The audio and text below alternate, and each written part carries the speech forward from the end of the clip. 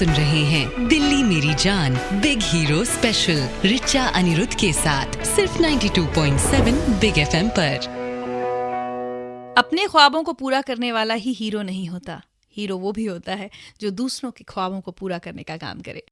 नमस्कार, 92.7 big FM पर आप सुन रहे हैं हमारा खास शो बिग हीरोज। मैं हूं आपके साथ रिचा अनिरुद्ध और आज जो मेरे बिग हीरो हैं उनका नाम है बीसी गुप्ता। एक बहुत ही अनोखे काम की वजह से ये आज हमारे बिग हीरो बने हैं और वो अनोखा काम ये है कि हम में से बहुत सारे लोग जो ये सपना देखते हैं कि हवाई जहाज में बैठ सकें, हवाई जहाज में उड़ सकें या हवाई जहाज के कॉकपिट को देख सकें, उस सपने को पूरा करने का ये काम करते हैं। बीसी गुप्ता जी, बहुत बहुत स्वागत है आपका बिग हीरोज में। थैंक यू, धन्यवाद आपका।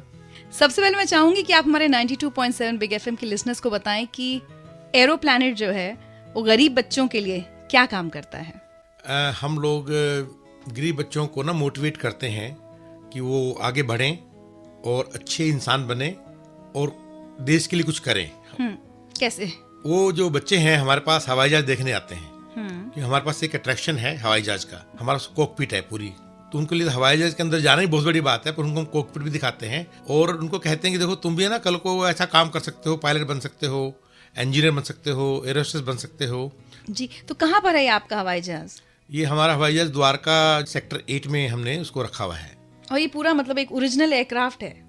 हाँ, ये ओरिजिनल हवाई जहाज ओरिजिनल है, इसमें कुछ भी मोकअप नहीं है, डुप्लीकेट नहीं है। अच्छा। और इसमें सारे सिस्टम लगे हुए हैं जो मतलब कॉकपिट में होने चाहिए या पैसेंजर केबिन में होने चाहिए। जी, एक्चुअली क्यूरियोसिटी तो मुझे भी होती है बहुत कॉकपिट में जाने की। मैं भी आऊंगी आपके यहाँ देखने। आपको अच्छा लगेगा, I am very sure about it. जी, तो ये जो गरीब बच्चे हैं जिनको आपने कहा कि आप उनको, अगर मैं कहूँ सपने दिखाते हैं आप कि वो भी एक दिन हवाई जहाज में उड़ान भर सकते हैं एक पैसेंजर की तरह या एक पायलट की तरह, कैसे ये बच्चे आप तक पहुंचते हैं? मैं सपने दिखाता नहीं, मैं सपने पूरे करता हूँ।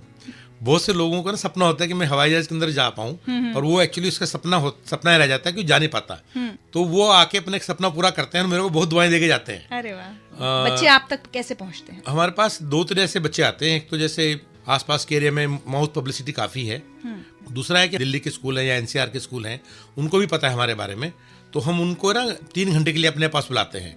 कहने को तो वो हमारे पास हवाई जहाज देखने आते हैं, पर उनको ऐसे ऐसी डील कराते हैं कि जिंदगी में ना कभी कभी इमरजेंसी हो गई, जैसे फायर की है, स्मोक की है, फ्लड की है, उनको पूरी ट्रेनिंग हम एक तरह से देने की कोशिश करते हैं ताकि जिंदगी में वो आने वाले टाइम में अनटाइटल लीडर बने और हर्डल ना बने और हमारे लिए वो इमरजेंसी में एक मतलब हेल्पर बने हम लोगों के लिए। जी, एक बहुत खूबसूरत बात कही बीसी गुप्ता जी ने कि ये सपने दिखाते नहीं हैं, हवाई जहाज में जाने का लोगों का सपना पूरा करते हैं और खासकर गरीब बच्चों के लिए ये काम कर रहे हैं। बहुत ही नेक ख्याल है, लेकिन ये ख्याल कैसे आया? सोशल वर्क के नाम पर हम लोग और बहुत कुछ कर सकते हैं, बच्चों को पढ़ा सकते हैं, लेकिन एक हवाई जहाज खड़ा करना है जिसमें गरीब बच्चे जाकर अंदर एक फील ले सकें कि हवाई जहाज कैसा होता होगा अंदर से। ये ख्याल बीसी गुप्ता जी को कैसे आया, ये मैं इनसे जानूंगी आपसे बस कुछ ही देर में। आप सुनते रहिए हमारा खास show big heroes 92.7 big FM पर। मैं हूँ आपके साथ रिचा अनिरुद्ध। 92.7 बिग एफएम पर आप सुन रहे हैं हमारा खास शो बिग हीरोज। मैं हूँ आपके साथ रिचा अनिरुद्ध और आज जो मेरे बिग हीरो हैं वो हैं बीसी गुप्ता जी। ये डायरेक्टर हैं एरो प्लैनेट के। एरो प्लैनेट क्या करता है ये तो हम आपको बता चुके हैं। बहुत सारे लोगों को जिन्होंने कभी अंदर से हवाई जहाज या कॉकपिट नहीं देखा है, उनको हवाई जहाज के अंदर ले जाते हैं। ये हवाई जहाज इनका द्वारका एरिया में रहता है। खासकर बहुत सारे गरीब बच्चों को ये हवाई जहाज के अंदर ले जाते हैं, उनको घुमाते हैं। एक बात बताइए बीसी गुप्ता जी, ये ख्याल कब और कैसे आया कि ये काम कर सकता हूँ मैं? ये ख्याल बहुत पुराना है। मैं एक बहुत छोटे से गांव से हूँ, हरियाणा से। तो मैं बाई चांस इंजीनियर बन गया और इंजीनियर बनने के बाद मैं इंडियन एयरलाइन में मेरी अच्छे लेवल पर नौकरी लग गई। तो गांव वाले लोग कहते थे हमको हवाई जहाज दिखाओ। तो मैं दिल्ली एयरपोर्ट पे काम करता था, तो दिल्ली एयरपोर्ट हमेशा सिक्योर्ड एयरपोर्ट रहा है, तो किसी को आप अंदर नहीं ले जा सकते। तो मैं सोचता था कि इन लोगों को हम हवाई जहाज कैसे दिखा सकते हैं। तो मेरे मन में उस टाइम से क्यूरियोसिटी थी और लोग कहते थे कि हमें और कुछ नहीं चाहिए, बस हवाई जहाज दिखा दो। तो मैं 1980 से लगा हुआ रहा था। फिर 1996 में मैंने एक डैकोटा एयरक्राफ्ट खरीदा, पर मैं उसको बाहर नहीं ला पाया दिल्ली एयरपोर्ट से। पर 2003 में मेरे को ये एयरबस 300 मिल गई किसी तरह से। इसके लिए मेरे को काफ़ी कुछ अपना लैंड वगैरह बेचना पड़ा और इसको मैं बाहर ले आया। ये एयरबस पूरी इंटैक्ट थी और मेरे को लगा कि बहुत से लोगों की, गरीब लोगों की जो इच्छा है वो पूरी करने का माध्यम बन गया हूँ। और ये जो चीज़ बन गई, ये मतलब ये नहीं कि मेरे को ऐसा सोचा मैं ऐसा कर पाऊंगा, पर मैं सोचता ऐसा हो जाए तो अच्छा है। मैंने नहीं कभी सोचा कि मैं करूंगा इसको, कोई और भी कर दे तो इन लोगों को ना हवाई जहाज देखने को मिल जाए तो बहुत बड़ी बात होगी ये। बिल्कुल। और मैं समझ सकती हूँ, सिर्फ गरीब बच्चों की बात नहीं है, छोटे शहरों में जो बच्चे गांव कस्बों में पलते हैं, मैं छोटे शहर में पली बड़ी हूँ, एक बड़ा क्रेज होता था कि हवाई जहाज, और आज भी मुझे अपनी पहली फ्लाइट याद है। तो मतलब क्रेज तो इसका बहुत ज्यादा होता है। मैं आपको बड़ी इंटरेस्टिंग बात बताऊं, आप छोटे गांव की बात कर रहे हैं, मैं यूएसए की बात करता हूं आपसे। वहां भी पहले जैसे सितंबर 11 से पहले लोग कॉकपिट में जा पाते थे, कैप्टन बुला लेते थे चिल्ड्रंस को वगैरह को, अब वो अलाउड नहीं है। और इस एयरक्राफ्ट का क्रेज अब भी, आप जैसे कहीं भी जाओ बहुत ज्यादा क्रेज होता है, बच्चों में नहीं सभी में क्रेज होता है, हर एक आदमी इस मशीन को देखना चाहता है। और खासकर कॉकपिट, तो कॉकपिट देखने के लिए मेरे पास बहुत से लोग आते हैं जो भाई बहुत अमीर भी हैं या एम्बेसीज के लोग हैं। तो ये छोटे गांव की बात नहीं है, हर एक के लिए एक तरह से ना अट्रैक्शन पॉइंट हो गया एक्चुअली। जी बिल्कुल। और मुझे यकीन है कि बहुत सारे लोग जब आते होंगे, हवाई जहाज देखते होंगे, तो बड़ा अच्छा सा लगता होगा। एक बड़ा कह सकते हैं एक अनोखा तरीका आपने निकाला है लोगों के चेहरे पर मुस्कान लाने का। आपसे पूछूंगी कि कैसे कैसे एक्सपीरियंसेस आपके साथ हुए जब कोई गरीब बच्चा या कोई शख्स आपके हवाई जहाज के अंदर आता है, कॉकपिट में आता है, तो कैसे एक्सपीरियंसेस आपको देखने को मिले। यही सब बातें करूंगी बीसी गुप्ता जी से, जो कि डायरेक्टर हैं एरो प्लैनेट के। आपसे बस कुछ ही देर में। आप सुनते रहिए 92.7 बिग एफएम पर हमारा एक खास शो बिग हीरोज। मैं हूं आपके साथ रिचा अनिरुद्ध।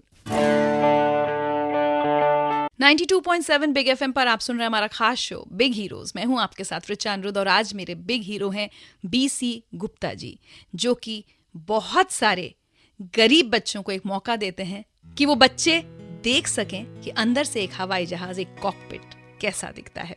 बीसी गुप्ता जी, कई सालों से आप ये काम कर रहे हैं? हाँ, 11 साल हुए मेरे को इस काम को। तो इन 11 सालों में अगर मैं आपसे पूछूं कि कोई खास एक्सपीरियंसेस इन बच्चों की नजर से जब आपने एक हवाई जहाज को देखा तो कैसा लगा? बहुत सारे एक्सपीरियंस हैं। शुरू में मेरे पास ना कुछ लेबर क्लास बाहर खड़ी थी, हमने कहा भी अंदर आके हवाई जहाज देख लो। उनके साथ उनके बच्चे भी थे, तो हमने उनको भी दिखाया, तो वो बच्चे बड़े खुश हुए। फिर हमने उनको टॉफीज दी, तो हमने पूछा बेटे आपको क्या लगा? कहते हैं ना अंकल हम है ना पायलट बनेंगे। अरे वाह।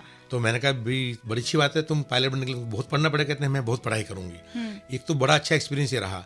और पिछले साल एक स्कूल आया मेरे पास, उसमें ज़्यादा लोग अपने सरदार जी ज़्यादा थे, तो वो आए और वो बच्चे 4th क्लास के बच्चे थे। तो बाई चांस उनको मैं पैसेंजर केबिन में बता रहा था कि कैसे आपने बचना है, कैसे बचाना है, उनको मैं सेफ्टी डेमो दे रहा था। तो इतने में एक सरदार जी आए किसी स्कूल से, कहते हम भी अपने स्कूल को लाना चाहते हैं, आप क्या दिखाते हो, क्या करवाते हो यहाँ पर? तो मैंने कहा आप है ना बच्चों से पूछ लो। तो बाई चांस उसने एक सरदार बच्चे से पूछा कि आपने क्या सीखा? वो छोटा बच्चा कहता है मैंने एक जिंदगी में ना ये सीखा कि आदमी की जान बचानी है। वो सरदार जी बड़े हक्के बक्के रह गए, कहते हम इनको इतने से पढ़ाते रहते हैं, करते रहते हैं, कोई ऐसा आज तक किसी ने बोला नहीं है। मैं कहता देखो सरदार जी, इसमें मेरा कुछ नहीं है, ये बच्चा यहाँ सीख के जा रहा है, ऐसे बहुत सारे बच्चे सीख के जाते हैं। तो उस दिन के बाद सरदार जी तो फ्लैट हो गए। और मेरे को बड़ा अच्छा लगा कि हम लोग ऐसा लोगों को बता पा रहे हैं कि दूसरों की जान बचाने की दिमाग में आना आज के ज़माने में बहुत बड़ी बात है। एक जो बूढ़े लोग आते हैं, जो मतलब उसमें सिर्फ गरीबी नहीं, बहुत सारे ऐसे लोग भी जो मतलब वेल टू डू हैं पर वो कभी एयरक्राफ्ट में नहीं गए, तो वो मेरे को बहुत सारी दुआएं देते हैं कि बेटा आज तुमने ना हमारी बहुत बड़ी इच्छा पूरी कर दी। हमें नहीं पता था कि हवाई जहाज अंदर से ऐसा होता है, हम तो ऊपर से उड़ता ही देखते थे। और वो बड़ी ब्लेसिंग देके जाते हैं। तो इमोशनल मैं हो जाता हूँ ये बार जी। अक्सर हम लोग के मन में ख्याल ये रहता है कि हम समाज के लिए कुछ करना तो चाहते हैं, लेकिन क्या कर सकते हैं ये हम कई बार नहीं सोच पाते। ज्यादातर लोग बच्चों को पढ़ाने का काम कर लेते हैं। बीसी गुप्ता जी की कहानी में जो सबसे इंटरेस्टिंग चीज मुझे ये लग रही है कि इन्होंने कुछ ऐसा आइडिया सोचा जो नॉर्मली हम लोग कोई नहीं सोचेंगे, कि किसी गरीब बच्चे को या किसी बुजुर्ग को या किसी सामान्य आदमी को भी एक हवाई जहाज या उसका कॉकपिट देखने में कितनी खुशी मिल सकती है, और वो खुशी उसको देना अपने आप में एक बहुत बड़ी बात है। कैसे मुमकिन करते हैं बीसी गुप्ता जी ये सब कुछ? इनकी अपनी जिंदगी, इनके खर्चे कैसे चलते हैं? एक हवाई जहाज रखना मतलब एक जमाने में हम लोग कहते थे सफेद हाथी, इन्होंने पाला हुआ है। कैसे सब कुछ मैनेज करते हैं इस बारे में इनसे जानूंगी आपसे बस कुछ ही देर में। आप सुनते रहिए हमारा एक खास शो बिग हीरोज। मैं हूं आपके साथ रिचा अनिरुद्ध 92.7 बिग एफएम पर। 92.7 बिग एफएम पर यह है हमारा खास शो बिग हीरोज। मैं हूं आपके साथ रिचा अनिरुद्ध और मेरे बिग हीरो हैं एरो प्लैनेट के डायरेक्टर बीसी गुप्ता। अगर आप में से कोई भी कभी हवाई जहाज में नहीं उड़ा है, हवाई जहाज को अंदर से देखने की इच्छा रखता है, या जो लोग हवाई जहाज में तो जा चुके हैं लेकिन कॉकपिट को अंदर से देखने की इच्छा रखते हैं, तो वो लोग जल्द से जल्द बीसी गुप्ता जी से संपर्क करें, क्योंकि हमारे इसी सपने को, हमारी इसी ख्वाहिश को पूरा करने का काम करते हैं बीसी गुप्ता जी, और इसीलिए ये आज मेरे बिग हीरो हैं। बीसी गुप्ता जी, पहले तो एक एयरक्राफ्ट खरीदना, उसके बाद उसको मेंटेन करना, आपका अपना खर्चा चलता कैसे है? मैं तो ये कहूँगा कि मेरे ऊपर भगवान मेहरबान है। हवाई जहाज जब मैंने खरीदा तो मेरे को अपना कुछ सामान, फ्लैट वगैरह बेचना पड़ा। कितने का मिला आपको हवाई जहाज? ये मेरे को हवाई जहाज 60 लाख के आसपास का मिला। ये 2003 की बात है, उस टाइम 60 लाख रुपए काफ़ी होते थे। जब ले लिया इसको तो फिर इसको मेंटेन करना बहुत मुश्किल काम है। इसकी सफाई, इसका कोई सामान अपने यहाँ बनता नहीं है हिंदू से। तो हमने कहा था इसको कुछ भी सामान टूट गया तो इसको हम रिप्लेस नहीं कर पाएंगे। तो हम इसको बड़े ध्यान से रखते हैं। मेंटेनेंस की बड़ी, मतलब प्रिवेंटिव मेंटेनेंस बहुत ज़्यादा है। और दूसरी बात ये कि मैंने देखा जब भी खर्चा कोई आता है तो कमाई वाला भी मेरे साथ भगवान भेज देता है। तो कुछ एयरलाइंस मेरे पास आते हैं, एयरलाइंस के लोग, वो पायलट्स और एयर होस्टेस को वहाँ पर है ना ट्रेनिंग देते हैं कि आपको इमरजेंसी में कैसे बचना है। तो वो उनसे मैं अच्छे पैसे ले लेता हूँ। ऐसे ही मेरा अपना कॉलेज है, वो गवर्नमेंट ऑफ इंडिया से अप्रूव्ड है, उसमें ही बच्चे पढ़ते हैं, तो उससे ही मेरा काम चल जाता है। कई बार शूटिंग भी हो जाती है इस हवाई जहाज में। जो क्रिकेट कैप्टन है अपने धोनी साहब, वो भी मेरे यहाँ, उनकी भी शूटिंग हुई है। अरे वाह। तो कहीं ऐड बनते हैं और कई बार शूटिंग हो जाती है, हिंदी मूवीज़ की भी हो जाती है। तो ऐसे करके ना मेरा काम चल जाता है। तो आज आप अपनी तरफ से दिल्ली वालों को इनवाइट करना चाहेंगे अपने हवाई जहाज में? चिल्ड्रंस डे पे 14 नवंबर को ये टोटली फ्री है, कोई भी आए, फुल है पूरे दिन। और कई बार हम लोगों को मना भी करना पड़ता है, क्योंकि मान लो कोई स्कूल हमारे पास ट्रेनिंग के लिए आया हुआ है, तो सेफ्टी के लिए, सिक्योरिटी के लिए फिर हमें ना लंच तक उसको बंद कर देते हैं। जी, तो मतलब चिल्ड्रंस डे पर सारे बच्चे, दिल्ली का जो भी बच्चा चाहे हवाई जहाज को अंदर से देखना, वो आ सकता है आपके यहाँ। स्वागत है। अरे वाह, thank you so much BC Gupta ji, you. Big heroes में आने के लिए, इतना खूबसूरत अपना आइडिया हमारे साथ शेयर करने के लिए। चलते चलते कोई गाना आप जो दिल्ली वालों को डेडिकेट करना चाहें अपनी पसंद का? मेरे को एक गाना है कि हम लाएं तूफान से किश्ती निकाल के, इस देश को रखना मेरे बच्चों संभाल के। ये मैं बार बार गुनगुनाता हूँ, ये आप चला दोगे तो I will be thankful to you. आप सुन रहे हैं दिल्ली मेरी जान big hero special Richa Anirudh के साथ सिर्फ 92.7 बिग एफएम पर। 92.7 बिग एफएम पर आप सुन रहे हैं हमारा खास शो बिग हीरोज। मैं हूं आपके साथ रिचा अनिरुद्ध, और आज जो मेरे बिग हीरो हैं उनका नाम है परवीन बहल जी। परवीन बहल जी ने अपनी पूरी जिंदगी व्हीलचेयर पर बिताई है, लेकिन इन्होंने अपनी जिंदगी जीने के ढंग से और अपने काम से बहुत सारे दूसरे विकलांगों के लिए जिंदगी आसान बनाने का काम किया है, और आज भी दूसरे विकलांगों के लिए संघर्ष कर रहे हैं। परवीन जी, बहुत बहुत स्वागत है आपका हमारे इस खास शो बिग हीरोज में। सबसे पहले मैं चाहूंगी कि आप हमारे सब लिसनर्स को अपने बारे में बताएं। आप व्हीलचेयर पर हैं, क्या शुरू से है ये, या कोई एक्सीडेंट हुआ था, कोई हादसा हुआ था आपके साथ? जब मैं 3.5 साल का था तो मुझे टाइफाइड में पोलियो हो गया था। उस समय बोझिल जिंदगी को लेके चला था। तो मैं मतलब कि रेगुलर स्कूल कॉलेजों में पढ़ा। मैंने ग्रेजुएशन, पोस्ट ग्रेजुएशन कई डिप्लोमे किए। तो एक संघर्षपूर्ण जिंदगी थी तब। तो उस समय मुझे इतना सहना पड़ा। ना तो घर पढ़ाना चाहता था, ना समाज एक्सेप्ट करना चाहता था। बस यही कहा जाता था कहीं ना कहीं जिंदगी कट जाएगी। तो इस चैलेंज को मैंने लिया, और मेरी जिंदगी लगभग जिंदगी भर चैलेंजों से ही मैं लगातार ये जो है कि लड़ता रहा। मैं बैंक में आया संघर्ष से, तो अब मैं बैंक मैनेजर से रिटायर्ड हुआ। फिर उसके बाद मैंने कई उपन्यास लिखे, कई कहानियां, कई कविताएं। फिर मैं खेलों की तरफ एक दिन चैलेंज किया है कि मैं स्टूडियो में क्रिकेट मैच देखने गया, मुझे निकाल दिया गया। तो वहां मुझे आया कि मैं इन्हीं स्टेडियम में हकदार बनूंगा, यानी कि इनका भागीदार बनूंगा। तो मैंने इतना किया कि 1970 से ये खेलों को शुरू किया। आज पैरा ओलंपिक गेमों को रिकॉग्नाइज करवा दिया। मैं कई देशों में गया। जब मैं ये खेलने लगा तो मेरी जिंदगी 50 साल से ऊपर हो चुकी थी। अभी मैं क्रिकेट खिलवा रहा हूँ। क्रिकेट में 350 मैच करवाने के लिए हमारे सीएम मुझे अवार्ड दे के गए। मुझे नेशनल अवार्ड मिला। 6 बारी मुझे जो है ना डिस्ट्रिक्ट ने अवार्ड दिया। 2 बारी मुझे स्टेट गवर्नमेंट ने अवार्ड दिया। अवार्ड जरूर दिए, एक ऊर्जा थी। पर बात है कि विकलांगों की पोजीशन वो नहीं है कि जो आप समाज में सोचते हैं या होनी चाहिए। अभी कुछ वातावरण ठीक हुआ है हमारे देश का, पर इससे पहले तो वातावरण ऐसा था कि जहां हम खड़े होते थे लोग कानों को हाथ लगाते थे कि भगवान ऐसा किसी को मत करना। ये एक संघर्षपूर्ण जिंदगी थी। अभी मैं न्यूजीलैंड में था, वहाँ बहुत वातावरण है। यहाँ लोग सहानुभूति से देखते हैं, वहाँ लोग हेल्प करने की नजर से देखते हैं कि कोई प्रॉब्लम किसी की दूर की जाए। जी, ये बहुत बहुत ही अच्छी बात आपने कही कि दया तो दिखाना हर कोई चाहता है, मदद का हाथ आगे नहीं बढ़ाना चाहता। और हम तो ये कहते हैं कि एक ऐसा समाज हो, एक ऐसा इंफ्रास्ट्रक्चर हो जहाँ किसी भी डिफरेंटली एबल्ड को मदद की भी जरूरत ना पड़े। आपके लिए ऐसी सुविधाएं हो जहाँ अपने शहर में अपने आसपास इतनी जगह देखते हैं जहाँ व्हीलचेयर पर लोग नहीं जा सकते, तो वो बदलाव का हमें इंतजार है। आपने कहा कि ग्रोइंग अप डेज में बहुत सारे चैलेंजेस का आपने सामना किया। एक छोटे से ब्रेक के बाद परवीन जी से जानूंगी कि कुछ खास चुनौतियां बचपन की जिन्हें आज वो हमारे साथ शेयर करना चाहें। आप सुन रहे हैं हमारा एक खास शो बिग हीरोज। मैं हूं आपके साथ रिचा अनिरुद्ध 92.7 बिग एफएम पर। मेरे बिग हीरो हैं परवीन बहल जी। 92.7 बिग एफएम पर आप सुन रहे हैं हमारा खास शो बिग हीरोज। मैं हूं आपके साथ रिचा अनिरुद्ध और मेरे आज के बिग हीरो हैं परवीन बहल जी। डिसेबल्ड तो नहीं कहूंगी, डिफरेंटली एबल्ड हैं। व्हीलचेयर पर ये बचपन से ही है, लेकिन इनके अचीवमेंट्स हम में से किसी को भी हैरान कर देंगे। As bank manager Parveen ji retire हुए हैं। परवीन जी, आपने कहा कि जब छोटे थे आप तो बहुत सारी चुनौतियों का आपने सामना किया। बहुत सारे लोग उन्हीं चुनौतियों का सामना करते हैं। अगर आज आप कुछ हमारे साथ शेयर करना चाहें। मैं 2-4 आपको बताता हूँ। जैसे मैं कॉलेज में था तो कॉलेज के अंदर पहली चुनौती मुझे मिली कि एडमिशन के टाइम में प्रिंसिपल ने कहा कि हम ऐसे लोगों को एडमिशन नहीं दे सकते क्योंकि ये लोग रेगुलर कॉलेज नहीं अटेंड कर सकते, फिर ये हमारे को अपील करते हैं ये कर दो हमारे साथ, ये कर दो, तो हम सामान्य बच्चों के साथ इनको नहीं रख सकते। तो हमारा ये लड़ाई उस समय 68 की बात मैं बता रहा हूँ, सीएम के पास गई। सीएम के पास जाने के बाद मैंने कुछ और इसके अंदर इस्तेमाल किया। मेरे फादर डॉक्टर थे, उन्होंने भी आगे कहा तेरे को कहा था तू कोई छोटा मोटा काम कर ले, क्यों इतने बड़े लोगों से लड़ रहा। मैंने कहा नहीं पापा, ये तो मुझे लड़ना ही होगा तभी मैं कुछ बन सकूंगा। तो आप देखिए उस लड़ाई के बाद मैं बहुत कॉरेस्पॉन्डेंस करने के बाद सीएम, गवर्नर, इन लोगों को उन्होंने मुझे एडमिशन, राइटिंग में एडमिशन दी कि आप आ जाइए कॉलेज में।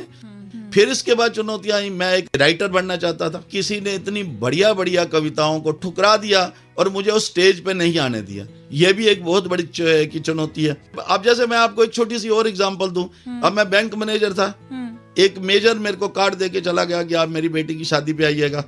मैं शादी पे व्हील चेयर पे गया, वो मेरे से दूरी बनाए रखा उसने शादी पे।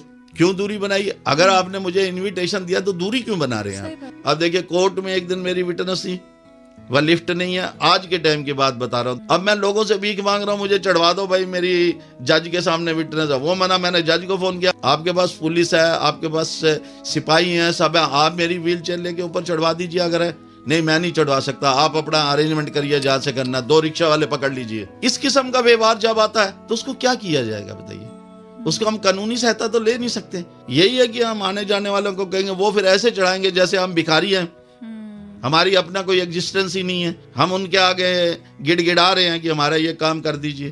तो इन सब कामों के अंदर इन्फेरिटी कम्प्लेक्स आता है, पर मैंने इस इन्फेरिटी कम्प्लेक्स को छोड़ दिया था। और एक बात मैं आपको और बता दूं कि मैंने खुदा से अपील की थी कि आप 7 जन्म मुझे ऐसा रखिए, शायद इस देश में बहुत ज्यादा सुधार हो जाए। जी, एक लंबी लड़ाई, एक लंबा संघर्ष रहा है परवीन बहल जी का अपनी जिंदगी बेहतर बनाने के लिए, लेकिन इनकी लड़ाई वहां खत्म नहीं हुई।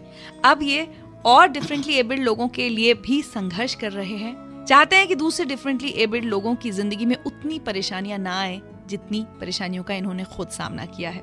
क्या कर रहे हैं ये दूसरों के लिए, समाज के लिए, ये मैं जानूंगी इनसे बस अब से कुछ ही देर में। आप सुनते रहिए 92.7 बिग एफएम पर हमारा एक खास शो बिग हीरोज। मैं हूँ रिचा अनिरुद्ध और मेरे बिग हीरो हैं परवीन बहल जी। 92.7 बिग एफएम पर यह है हमारा खास शो बिग हीरोज। मैं हूं आपके साथ रिचा अनिरुद्ध और मेरे साथ हैं मेरे आज के बिग हीरो परवीन बहल जी, जो कि समाज की एक सोच और इंफ्रास्ट्रक्चर की कमी जिसकी वजह से हमारे देश में डिफरेंटली एबल्ड लोगों को बहुत संघर्षों का सामना करना पड़ता है, उसके खिलाफ संघर्ष भी कर रहे हैं, उसके खिलाफ लड़ाई भी लड़ रहे हैं और दूसरे डिफरेंटली एबल्ड लोगों की भलाई के लिए भी लगे हुए हैं। परवीन जी, चाहूंगी आप हमें बताएं कि आप क्या क्या कर रहे हैं डिसेबल्ड लोगों की जिंदगी बेहतर बनाने के लिए। ऐसा कि बहुत सारी चीजें हम ऐसे कि विकलांगों के लिए सुविधाओं के लिए संघर्ष करते हैं। जैसे हमने कहा कि मकान रिजर्वेशन होने चाहिए, स्लोपिंग होनी जी। चाहिए, जो PWD एक्ट बना है उसके नीचे है। हमने कहा ये कमिश्नर जो है हैंडीकैप से अपॉइंट होता कि वो उनकी समस्याओं को सुने। अच्छा, उसके बाद खेलों के अंदर जो है उनको जैसे दूसरे सामान्य खिलाड़ी को नौकरियां मिलती है, इनको भी नौकरियां मिलनी चाहिए, और इनके लिए खेलों के लिए वो सुविधाएं भी होनी चाहिए, वो सारी जो उनको मिलती हैं। फिर संघर्ष कर रहे हैं कि इनकी नौकरियां जो हैं हर विकलांग को उसकी योग्यता के अनुसार नौकरियां दी जाए, चाहे वो छोटी है या बड़ी है। फिर उसके बाद हमने इनकम टैक्स की में किया है कि आप कम से कम डिसेबल आदमियों से इनकम टैक्स मत लिया करो, क्योंकि इनके अगर 20, 30, 40 हज़ार रुपया चला जाता वो कहीं अपनी ये सुविधा पे लगा लेंगे। फिर इस तरीके से हमने रेलवे में और सुविधाएं मांगने की कोशिश की है, इनको चढ़ाने के लिए, गार्डों को इनको लेने के लिए। फिर मैंने एक और मांगा कि हॉस्पिटल के अंदर जी। इनकी जो परवरिश है, अगर ये लोग जाते हैं तो इनकी तरफ स्पेशल अटेंडेंस दी जाए कि ये बीमार हो गए हैं या इनको कुछ चाहिए तो एकदम इनको जो है ना लाइन में खड़ा ना होने दिया है। फिर इनके मेडिकल की समस्या है, मेडिकल की समस्या को हम बहुत लेते हैं, सर्टिफिकेट की, क्योंकि सारी फैसिलिटी सर्टिफिकेट पे मिलती है, 40% मिनिमम होना चाहिए। अच्छा, रेलवे के अंदर वो कहते हैं साथ में एस्कॉर्ट हो तब टिकट मिलेगी। हम कहते हैं कि एक बंदे की बाजू नहीं है, वो ट्रंक नहीं उठा सकता, तो ट्रंक उठाने के लिए, बैग उठाने के लिए बंदा चाहिए। हम उनको तरह तरह की ये दलीलें देते हैं कि ताकि इसमें इनकी लाइफ सुविधाजनक हो जाए। फिर दूसरा, जनता में शिविर लगाया जाए कि उनको समझाया जाए। जी, जितनी बातें आप कह रहे हैं परवीन जी, जाहिर है संघर्ष का रास्ता बहुत लंबा है, लेकिन आप जैसे लोग डटे हुए हैं तो मुझे लगता है कि एक दिन जीत भी हासिल होगी। हमारा समाज, हमारी सरकारें और संवेदनशील होंगी हमारे देश के विकलांगों की समस्याओं को लेकर। परवीन जी ने आज बातों बातों में बताया कि ये कवि बनना चाहते थे, बहुत सारी कविताएं ये लिखते भी हैं, लेकिन कवि सम्मेलनों में बहुत ज्यादा हिस्सा इन्हें नहीं लेने दिया गया। आज बिग हीरोज में हम इनकी एक कविता जरूर सुनेंगे आपसे बस कुछ ही देर में। 92.7 बिग एफएम पर आप सुन रहे हैं हमारा खास शो बिग हीरोज में। हूँ आपके साथ रिचा अनिरुद्ध और मेरे बिग हीरो हैं परवीन बहल जी। 92.7 बिग एफएम सुन रहे हैं आप, ये है हमारा खास शो बिग हीरोज। मैं हूँ आपके साथ रिचा अनिरुद्ध और आज के मेरे बिग हीरो हैं विकलांगों के अधिकारों की, विकलांगों के लिए सुविधाओं की लड़ाई लड़ रहे परवीन बहल जी। और परवीन बहल जी एक एक्टिविस्ट तो हैं ही, साथ ही एक कवि हृदय भी रखते हैं। कविताएं बहुत सारी इन्होंने लिखी हैं और मैं चाहूंगी कि आज ही अपनी एक कविता हम सबको सुनाएं। परवीन जी, एक मेरी बहुत छोटी सी कविता है जिसके अंदर मैंने समाज को प्रेरणा दी है कि हम लोग सोशल वर्क कैसे करते हैं, तो उसके बारे में मैं आपको छोटा सा बताऊंगा। वीरे वेदना में जलकर, वीरे वेदना में जलकर यानी दुखों में रहकर, वीरे वेदना में जलकर उस दिन कुछ आंसू पीकर उस अंधकार में दीप जलाने गया। वीरे वेदना में जलकर उस दिन कुछ आंसू पीकर उस अंधकार में दीप जलाने गया। तुम यौवन की मस्ती में खोकर वो दीप बुझाने चले, तुम यौवन की मस्ती में खोकर वो दीप बुझाने चले। एक घूंट रुपैसी नैनों का पीकर वह जले दीप बुझाने चले। ये मत समझो मैं निर्बल हूँ, ये मत समझो मैं निर्बल हूँ, मैं वो हूँ जो युगों युगों तक दीप जलाता आया। मेरा अपना जीवन परिचय कुछ भी नहीं, मैं वो कवि हूँ जो अपना रक्त डालकर दीप जलाता हूँ। कब कहा मैंने मुझे याद करो, कब कहा मैंने मुझे याद करो। मैं अकेला हूँ सूनेपन में लिखता हूँ, मैं अकेला हूँ सूनेपन में लिखता हूँ। मेरा आत्म परिचय कुछ भी नहीं, मेरा आत्म परिचय कुछ भी नहीं। दर्द कष्ट दुख सब साथ लिए निकल पड़ा हूँ उस अंधकार में दीप जलाने। बहुत खूब प्रवीण जी, आपकी कविता से वो दर्द भी झलक रहा है, उस संघर्ष का पता भी चल रहा है जो आप इतने साल से कर रहे हैं हमारे देश में विकलांगों के लिए। बहुत बहुत शुक्रिया इस खास शो में आने के लिए। कोई खास गीत जो आज हम आपके लिए चला सकें बिग हीरोज में? हाँ, आप चलाएं तो कोई मुकेश का चला दीजिए। ठीक है, तो मुकेश जी का आप एक गीत सुनना चाहते हैं, पूरे दिल्ली को सुनाना चाहते हैं। मैं अपनी पसंद का एक गीत जो मुझे मुकेश जी का बहुत पसंद, वो आपको सुनवाती हूँ। एक प्यार का नगमा है। चलिए, तो चलते चलते खूबसूरत गीत मुकेश जी की आवाज में एक प्यार का नगमा है हमारे बिग हीरो परवीन बहल जी के नाम। मैं हूँ रिचा अनिरुद्ध 92.7 बिग एफएम पर। आप सुन रहे हैं दिल्ली मेरी जान big hero special Richa Anirudh के साथ सिर्फ 92.7 बिग एफएम पर। 92.7 बिग एफएम पर मैं हूँ आपके साथ रिचा अनिरुद्ध और ये है मेरा खास show big heroes. Big heroes एक ऐसा शो जिसमें हर हफ्ते मैं आपकी मुलाकात करवाती हूँ किसी ऐसी शख्सियत से जो समाज की भलाई के काम में लगे हुए हों और ऐसे लोगों से मिलकर, इनकी कहानियां सुनकर, इनके कामों के बारे में जानकर सबसे अच्छा काम ये होता है कि बहुत इंस्पिरेशन मिलता है कि काश हम भी जिंदगी में दूसरों के कुछ काम आ पाएं। और आज जो मेरे बिग हीरो हैं उनका नाम है जितेंद्र सिंह शंटी और उनकी संस्था का नाम है शहीद भगत सिंह सेवा दल। शंटी जी, बहुत बहुत स्वागत है आपका बिग हीरोज में। नमस्कार। ये बताएं, भगत सिंह सेवा दल क्या करता है? दिल्ली और दिल्ली एनसीआर के आसपास जितने भी परिवार ऐसे हैं जो गरीब या लावारिस डेड बॉडीज वाले हैं, असहाय हैं, जिनके पास दाह संस्कार करने के लिए पैसे नहीं होते हैं, कफन दफन के लिए पैसे नहीं होते हैं, डेड बॉडी ले जाने का साधन नहीं होता है, उसको क्रीमेशन कराने का पूरा खर्चा लगभग पिछले 18 सालों से हम शहीद भगत सिंह सेवा दल के माध्यम से दिल्ली में कर रहे हैं। जी, तो क्या गरीब परिवार आपसे संपर्क करते हैं कि घर में किसी की मृत्यु हो गई है, उसका अंतिम संस्कार करना है, कैसे काम होता है आपका? जितने भी क्रीमेशन ग्राउंड्स हैं उनमें हमने बोर्ड्स लगाए हुए हैं। इसके अलावा पुलिस को और प्रशासन को भी पता है, डिजास्टर मैनेजमेंट कमेटी को भी पता है भी कहीं पर जैसे कोई झुग्गियां गिर गई, कहीं पे आग लग गई, कहीं पे कोई भी हादसा होता है तो हमको संदेशा आ जाता है और हम वहाँ जाकर जितनी भी डेड बॉडीज होती हैं उनको जलाने का, दफनाने का, जिस भी धर्म के लोग होते हैं उसका जिम्मा हम लेते हैं और विधिवत उनका दाह संस्कार हम करते हैं।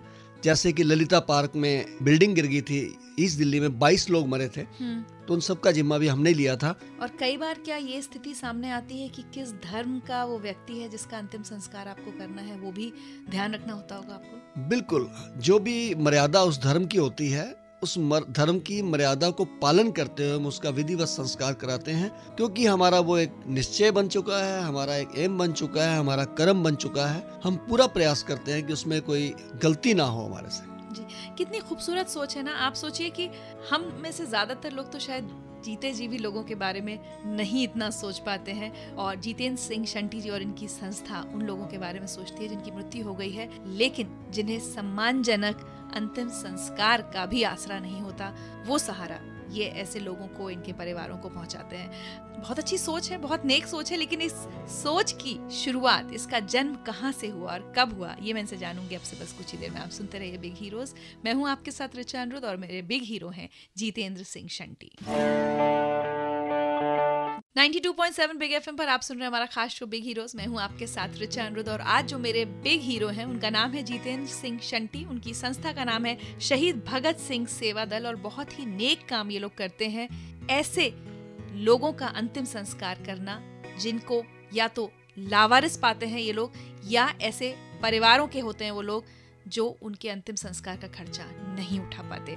जितेंद्र जी, हम में से बहुत लोग शायद ये सोच नहीं पाएंगे, आपने कब और कैसे शुरू किया? क्या थी वो घटना जिसने आपको ये काम शुरू करने का हौसला दिया या प्रेरणा दी, मैं कहूँ तो? ये 1995 में दिल्ली के निगम बोध घाट पे किसी के दाह संस्कार में जब मैं गया, मैं देखता हूँ कि एक व्यक्ति लोगों की जली हुई डेड बॉडीज के आसपास जो टुकड़े पड़े होते हैं उनको उठा के टोकरी में रख रहा है। और हम पूछते हैं कि क्या आप चोरी कर रहे हो?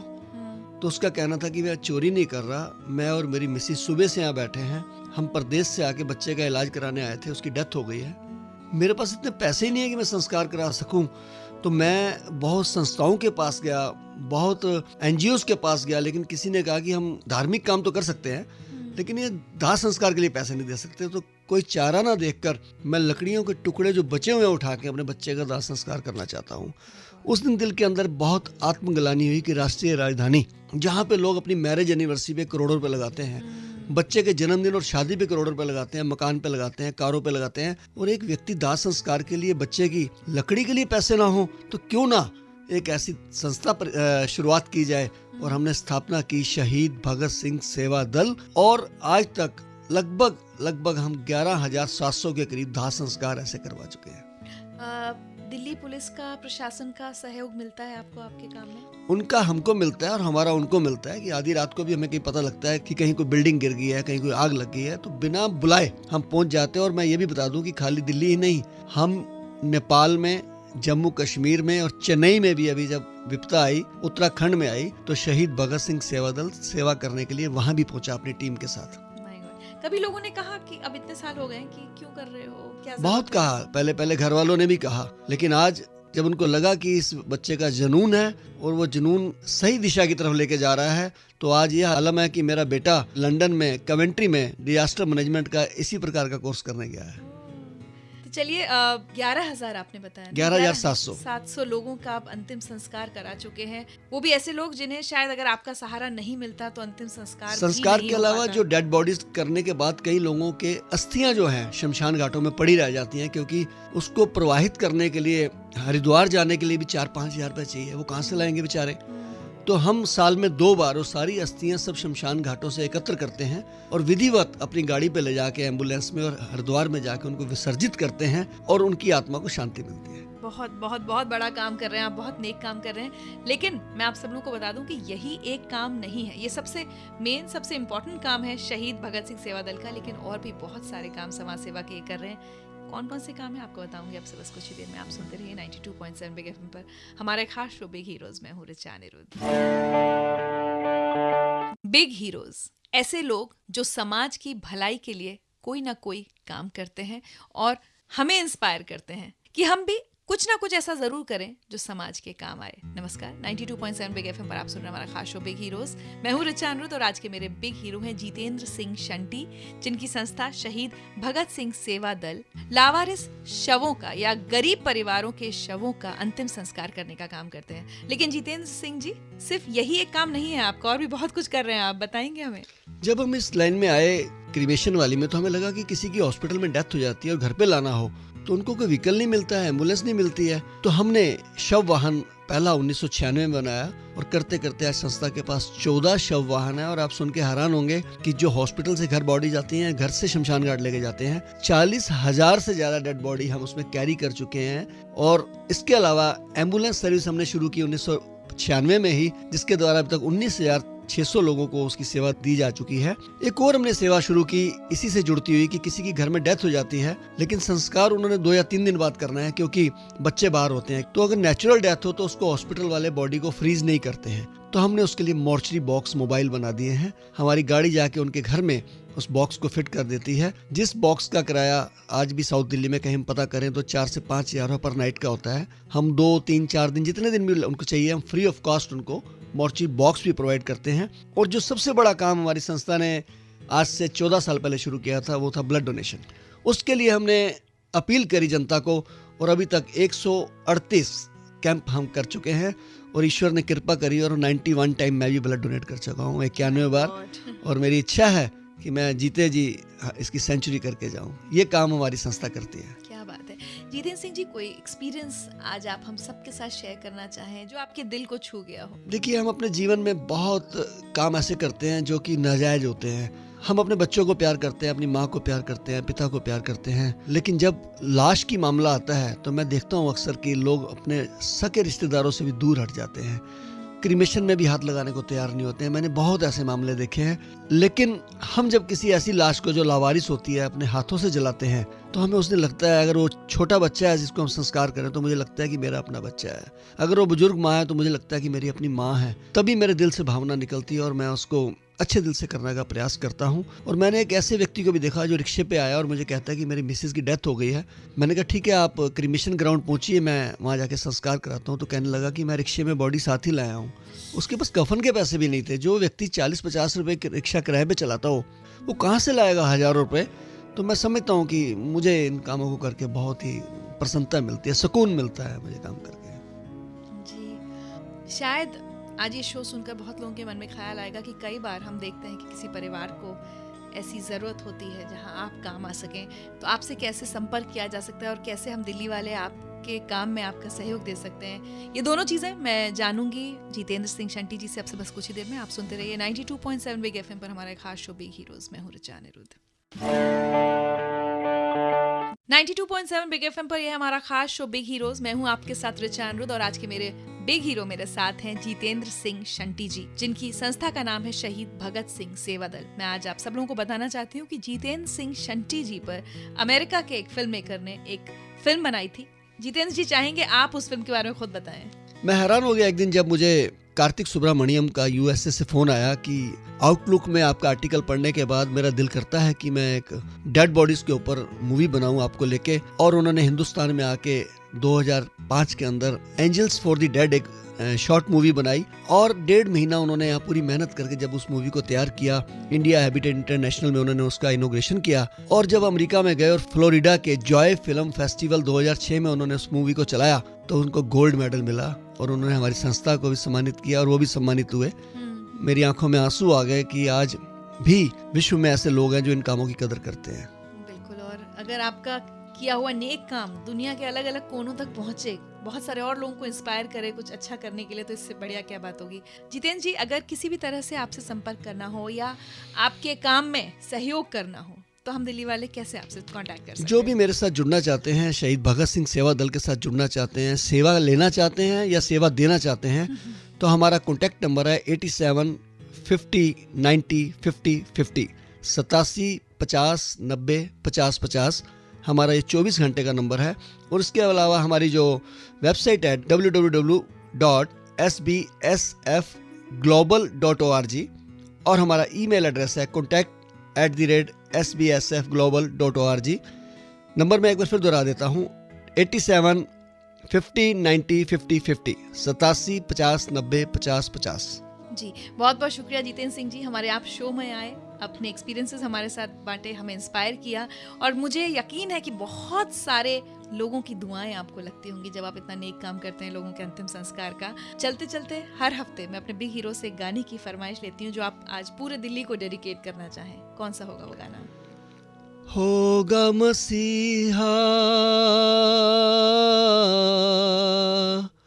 होगा मसीहा सामने तेरे, फिर भी न तू बच पाएगा, तेरा अपना खून ही आखिर तुझको आग लगाएगा, आसमान पे उड़ने वाले मिट्टी में मिल जाएगा, कसम वादे प्यार वफा सब बातें हैं बातों का क्या। That's all. Thank you so much. कस्में वादे प्यार वफा सब बातें हैं बातों का क्या, फिल्म उपकार का ये खूबसूरत गीत हमारे बिग हीरो जितेंद्र सिंह शंटी जी की तरफ से हम सब के लिए। आप सुन रहे थे बिग हीरोज 92.7 बिग एफएम पर। मैं हूँ आपके साथ रिचा अनिरुद्ध।